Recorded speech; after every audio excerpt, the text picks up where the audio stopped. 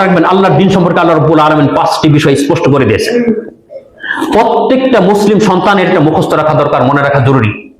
আল্লাহর দিন সম্পর্কে 5টি বিষয়। এক, ইন্নাল্লাহা আস্তাফা লাকুমুদ-দ্বীন, আল্লাহ রাব্বুল আলামিন তোমাদের জন্য দিনকে মনোনীত করেছেন। এটা কোনো মানুষের দিন না, এটা শয়তানের দিন না, এটা ইবলিসের দিন না, এটা কোনো রাজনীতির দিন না, এটা কোনো রাষ্ট্রনীতির দিন না।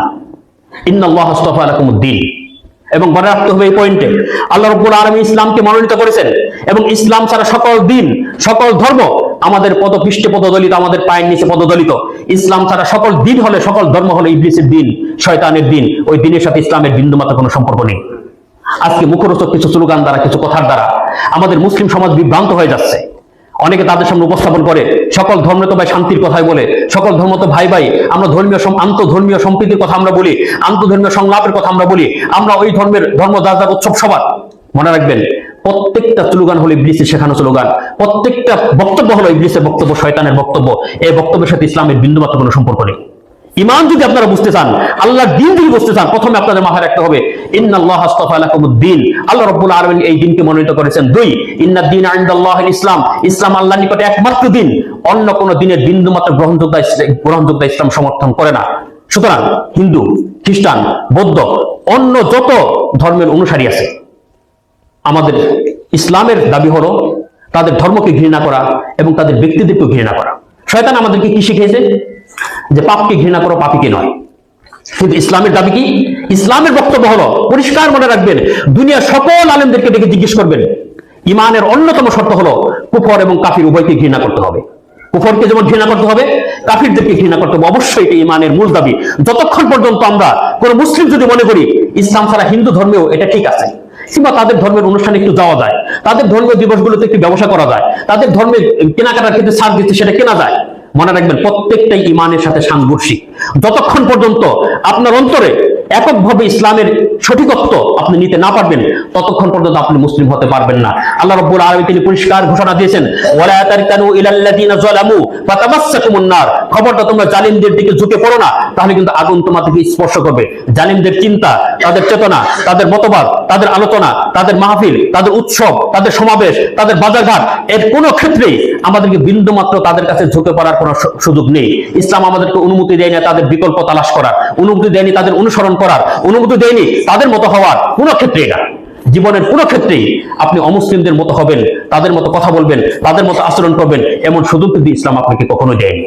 সুতরাং যখন আপনি মেনে নিলেন ইন্নাল্লাহা আস্তাফা লাকুমুদ-দ্বীন, এই দিন আল্লাহ রাব্বুল আলামিন মনোনীত করেছেন, যখন আপনি মেনে নিলেন ইন্নাদ-দীনা ইনদাল্লাহিল ইসলাম, ইসলাম আল্লাহর নিকটে একমাত্র দিন, ইসলাম সম্পর্কে 3 নম্বর বক্তব্য হলো রাব্বুল আলামিনের বক্তব্য, ওয়া ইয়াবতাগি গায়রাল ইসলামি দীনান ফালা ইউকবালু মিনহু ওয়া হুয়া ফিল আখিরাতি মিনাল খাসিরিন, ইসলাম ছাড়া অন্য কোন দিনের পিছনে যে ছুটবে ফালা ইউকবালু মিনহু, তা কখনোই কবুল করা হবে না, ওয়া হুয়া ফিল আখিরাতি মিনাল খাসিরিন, এবং অবশ্যই সে ক্ষতিগ্রস্তদের অন্তর্ভুক্ত হবে। সুবহানাল্লাহি ওয়া বিহামদিহি।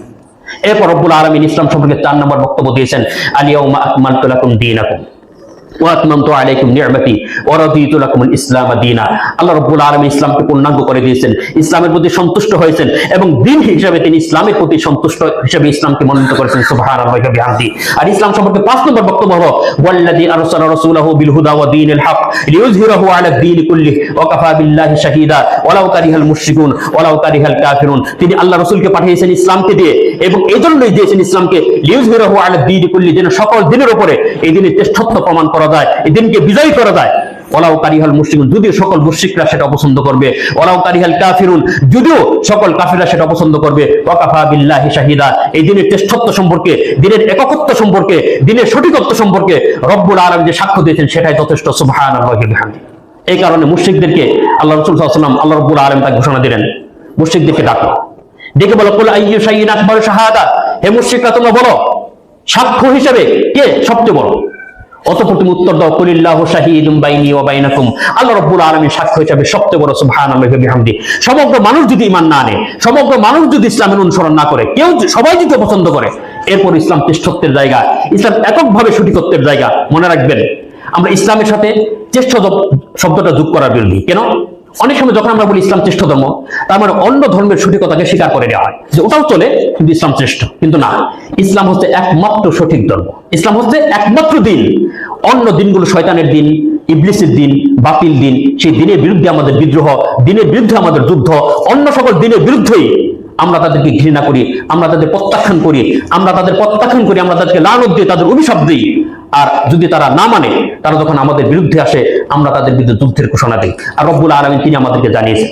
আজকে যারা আপনারা মনে করবেন যে না, ইসলাম ছাড়া অন্য ধর্মের লোকগুলো তো তাদের আচরণ কত সুন্দর, তারা তো কথা বলে, তাদের আমানতদারিতা ভালো, তাদের ব্যবসা বাণিজ্য সবকিছু করে। অনেক সময় আমরা অমুসলিমদের পাশে থাকতে থাকতে আমরা নমনীয় হয়ে যাই। আমরা তাদের পাশে বসবাস করার কারণে আমাদের মনের মধ্যে একটা নমনীয়তা কাজ করে, আমরা তাদের মধ্যে নরম হই, কোমল হই। কিন্তু মনে রাখবেন, এটা ইসলাম। আপনার আমার খায়েশাত মতো ইসলাম চলবে না। আল্লাহ রাব্বুল আলামিন, আল্লাহ রাসূল সাল্লাল্লাহু আলাইহি ওয়াসাল্লাম তিনি আমাদেরকে জানিয়েছেন, লা ইউমিনু আহাদুকুম হাত্তা ইয়াকুনা হাওয়াহু তাবাআন লিমান জিতু বি। তোমাদের মধ্যে ততক্ষণ পর্যন্ত যে ঈমানদার হতে পারবে না, যতক্ষণ পর্যন্ত আমি মুহাম্মদুর রাসূলুল্লাহ সাল্লাল্লাহু আলাইহি ওয়াসাল্লাম যা নিয়ে এসেছি তার প্রতি তার হাওয়া সম্পূর্ণভাবে অনুগত না হয়। সুবহানাল্লাহ। হাওয়া কি? হাওয়া হলো আপনার মন যাচাই। আপনার মন যাচাই, এটা ইসলাম না। ইসলাম হলো ইসলাম যা বলেছে তার প্রতি একচ্ছত্র আনুগত্য, নিঃশর্ত আনুগত্য, যেটাকে বলে অন্ধ আনুগত্য। ইসলাম এটা কেন দিল, এই বিধানটা কেন, এটা তো জটিল কেন, এই সমস্ত প্রশ্ন করার সুযোগ ইসলামে নাই। কারণ আল্লাহর দিন। আল্লাহ রাব্বুল আলামিন যেভাবে চেয়েছেন তিনি দিনকে পছন্দ করেছেন, যেভাবে চেয়েছেন তিনি আমাদের জন্য দিনের বিধানগুলো দিয়েছেন, তিনি যেভাবে চেয়েছেন তিনি আমাদের জন্য দিনের সকল বিধানকে সহজ করে দিয়েছেন। সুবহানাল্লাহি ওয়া বিহামদিহি। এবং তিনি ঘোষণা করে দিয়েছেন, ইউরিদুল্লাহু বিকুমুল ইউসরা ওয়া লা ইউরিদু বিকুমুল উসরা। তিনি অবশ্যই তোমাদের জন্য দিনকে সহজ করে দিয়েছেন, কোনো কঠিন বিষয় তোমাদের দিনের মধ্যে ধ্যান নেই। মূলত শয়তান আমাদের উস্কানি দেয়, তোমাদের জন্য ওই তাহাজ্জুদে দাঁড়ানো কঠিন, তোমাদের জন্য শীতকালে ফজর ওযু করা কঠিন, তোমাদের জন্য এই বিধান মানা কঠিন, সেই বিধান মানা কঠিন। এগুলো শয়তান আমাদের উস্কানি দেয়। আল্লাহ রাব্বুল আলামিনের দ্বীনের সাথে এটার কোনো সম্পর্ক নেই। সুতরাং সম্মানিত উপস্থিতি, আমার আপনাদের কাছে উদাত্ত আহ্বান, আপনারা দিনকে মৌলিক বিষয় হিসেবে গ্রহণ করুন। দিন হচ্ছে একমাত্র মৌলিক বিষয়। মনে রাখবেন, পশ্চিমারা যারা জড়বাদে বিশ্বাসী, পৃথিবী যাদের কাছে একমাত্র ঠিকানা, দুনিয়া যাদের কাছে একমাত্র ঠিকানা, দুনিয়ার সুখ যাদের জন্য চূড়ান্ত, আল্লাহ রাব্বুল আলামিন তাদের সম্পর্কে আমাদের ঘোষণা দিয়েছেন, মান কানা ইউরিদুল হায়াতাদ দুনিয়া ওয়া জিনাতাহা নুওয়াফি ইলাইহিম আ'মালাহুম ফিহা ওয়া হুম ফিহা লা ইউবখাসুন উলাইকা আল্লাযীনা লাইসা লাহুম ফিল আখিরাতি ইল্লান নার ওয়া হাবিতা মা সানাউ ওয়া বাতিলুম মা কানু ইয়ামালুন। মান কানা ইউরিদুল হায়াতাদ দুনিয়া ওয়া জিনাতাহা, যারা দুনিয়ার জীবনে সুখ সমৃদ্ধি কামনা করে, দুনিয়ার জীবনই তাদের গন্তব্য, দুনিয়ার জীবনই তাদের ঠিকানা, দুনিয়ার জীবনই তাদের নিয়ত এবং তার সুখ সমৃদ্ধি, নুওয়াফি ইলাইহিম আ'মালাহুম ফিহা, আমি তাদেরকে দুনিয়ার জীবনে ভালো কর্মের পরিপূর্ণ প্রতিদান দিয়ে দেব। ওহুম ফিহা লা ইউবখাসুন, কোনো কমতি তাদের জন্য আমি দিব না। কিন্তু উলাইকা আল্লাযীনা লাইসা লাহুম ফিল আখিরাতি ইল্লান নার, আখিরাতে তাদের জন্য আগুন ছাড়া আর কিছু নেই। ওয়া হাবিতা মা সানাউ, তারা যত ভালো ভূমিকা পালন করেছে সব নিষ্ফল। ওয়া বাতিলুম মা কানু ইয়ামালুন, যত আমল তারা করেছে সমস্ত আমল বাতিল। সুবহানাল্লাহি। এই কাফের আমাদের কি শিখিয়েছে? আমাদেরকে খুব সূক্ষ্মভাবে আমাদের মস্তিষ্কে ঢুকে দিয়েছে যে আমাদের মৌলিক সমস্যা নাকি অন্ন, বস্ত্র, বাসস্থান, শিক্ষা, স্বাস্থ্য। আমাদের মৌলিক সমস্যা নাকি খাবার, বস্ত্র, বাসস্থান, শিক্ষা, স্বাস্থ্য। তারা আমাদেরকে ঢুকিয়ে দিয়েছে। কিন্তু আল্লাহর কসম, আল্লাহ রাব্বুল আলামিন তিনি আমাদেরকে জানিয়েছেন আমাদের মৌলিক সমস্যা হলো তিনটি: এক, ঈমানের দুর্বলতা; দুই, ইসলামের প্রতি উদাসীনতা; এবং তিন, আল কোরআনের প্রতি সম্পর্কহীনতা। প্রত্যেকেই আপনাদের সন্তানকে, আপনাদের স্ত্রীকে, আপনাদের পিতা মাতাকে মুখস্থ করাবেন আমাদের জীবনের মৌলিক সমস্যা হলো ইমানের প্রতি আমাদের ইমানের দুর্বলতা, দুই, ইসলামের প্রতি উদাসীনতা, তিন, আল কোরআনের প্রতি সম্পর্কহীনতা। এই তিনটে যদি আপনি ঠিক না করেন, যত সম্পদ আপনি কামাই করবেন সব আপনার অভিশাপ হবে। যা কিছু আপনি করেন না কেন সবকিছু আপনার জন্য অভিশাপ বয়ে আনতে পারে। আপনার দুনিয়ার জীবনে আপনি কখনোই পেরেশানি থেকে মুক্ত হবেন না, কখনোই হতাশা থেকে মুক্ত হবেন না, কখনো টেনশন থেকে মুক্ত হবেন না। আপনার পরিবারে সবসময় সমস্যা লেগেই থাকবে। কিন্তু আপনি যদি ইমানকে গুরুত্ব দেন, ইসলামকে প্রাধান্য দেন, আল কোরআনের সাথে সম্পর্ক গড়ে তোলেন, আল্লাহ রাব্বুল আলামিন তিনি ঘোষণা দিয়েছেন, ওয়ালাউ আন্না আহলাল কুরা আমানু ওয়াত্তাকাউ লাফাতাহনা আলাইহিম বারাকাতিন মিনাস সামাই ওয়াল আরদ। গ্রামের অধিবাসীরা, জনপদের অধিবাসীরা তারা যদি ঈমান আনতো এবং আল্লাহকে মেনে চলতো, আমি আল্লাহ আসমান এবং জমিনের সমস্ত বারাকা তাদের জন্য উন্মুক্ত করে দিতাম। সুবহানাল্লাহি। আপনি কোথায় আছেন? আপনি টাকা কামাচ্ছেন, আপনার বাড়ি আছে, আপনার স্ত্রী আছে, আপনি বাড়িতে যাবেন কি? দেখবেন যে একের পর এক সমস্যা আপনার স্ত্রীর পক্ষ থেকে, আপনার সন্তানের সমস্যা লেগে আছে, আপনার পরিবারের সমস্যা লেগে আছে, আপনার ব্যবসার সমস্যা লেগে আছে। আর সবচেয়ে বড় অভিশপ্ত জীবন হলো এটা, যখন আজান হওয়ার পর আমাদের বলতে হয় ভাই দোকানে আরেকটু কাস্টমার আসবে, এই টাইমে একটু বিক্রি করে নে। এর চেয়ে বড় অভিশপ্ত জীবন আর হতে পারে না। সবচেয়ে বড় অভিশপ্ত জীবনের অন্তর্ভুক্ত হলো যখন আল্লাহ রাব্বুল আলামিন আমাদেরকে আহ্বান করেছেন, তিনি আদেশ করেছেন জুমার দিন আজান হওয়ার সাথে সাথে মসজিদে যাও, মসজিদে না গিয়ে কাস্টমার জন্য অপেক্ষা করো। আল্লাহর কসম, ওই সময় যে টাকাগুলো বিক্রি হবে, সেই যে লাভ হবে, সে লাভ আপনার এমন লস নিয়ে আসবে, আপনার জীবনে অনেক বেশি গুণ লস আপনি দিতে বাধ্য হবেন। এটা হচ্ছে ইসলাম। সুতরাং আল্লাহ রাব্বুল আলামিন তিনি আমাদের দায়িত্ব নিয়েছেন খাবারের।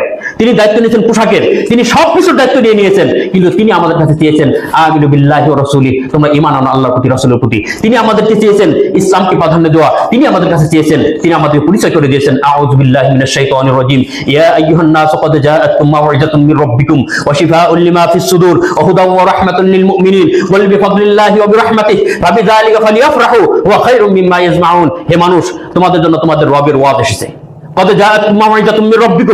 আমরা অমুকের ওয়াজ তমুকের ওয়াজ শোনার জন্য ব্যস্ত হয়ে যাই, আমরা ওয়াজগুলি রেকর্ড করি, আমরা ওয়াজগুলি বারবার শুনি। আর আল্লাহ রাব্বুল আলামিন তিনি ঘোষণা দিয়েছেন ইয়া আইয়ুহান নাস, হে সমস্ত মানুষ, কদ জাআতকুম মাউইযাতুম মির রাব্বিকুম, তোমাদের জন্য তোমাদের রব্বুল আলামিনের ওয়াজ এসেছে। ওয়া শিফাউল লিমা ফিস সুদুর, তোমাদের অন্তরের সকল রোগের ঔষধ এটা। তোমাদের অন্তরের রোগ হলো কুফরি, শিরক, নিফাক এবং পাপাচারের চিন্তা। প্রত্যেকটা অন্তরের রোগের ঔষধ হলো আল কোরআন। ওয়া হুদাও ওয়া রাহমাতুল লিল মুমিনিন, এটা হেদায়েত এবং রহমত মুমিনদের জন্য।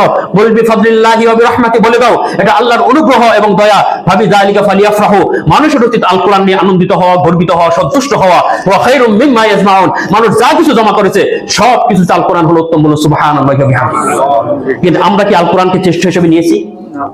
আমরা তো সবচেয়ে নাদান, সবচেয়ে গবেট, সবচেয়ে মূর্খ, এই উম্মার মধ্যে সবচেয়ে নিকৃষ্ট জনতার মধ্যে আমরা অন্তর্ভুক্ত, সবচেয়ে বড় ফিতনার মধ্যে আমরা পতিত। আজকে যখন আমাদেরকে জিজ্ঞেস করা ভাই খাবার খেয়েছেন, খেয়েছি, 2 বেলা জায়গায় 5 বেলা। যখন জিজ্ঞেস করা আপনি কি দোকান খুলেছেন, খুলেছি, পরিবারকে সময় দিয়েছেন, দিয়েছি, রাজনীতির খবর নিয়েছেন, নিয়েছি, সবকিছুর উত্তর সঠিক। যখন বলে আপনি কোরআন পড়েছেন কিনা, তখন বলে সময় নেই। নাউযুবিল্লাহি মিন যালিক। এর চেয়ে বড় অভিশপ্ততা কি হতে পারে? আমরা দুনিয়ার জন্য সমস্ত সময় ব্যয় করার পর যদি কোনো সময় থাকে আমরা চিন্তা করি আমরা কোরআনের পেছনে দিব, আল্লাহর কসম আল কোরআন আমাদেরকে ধরা দিবে না।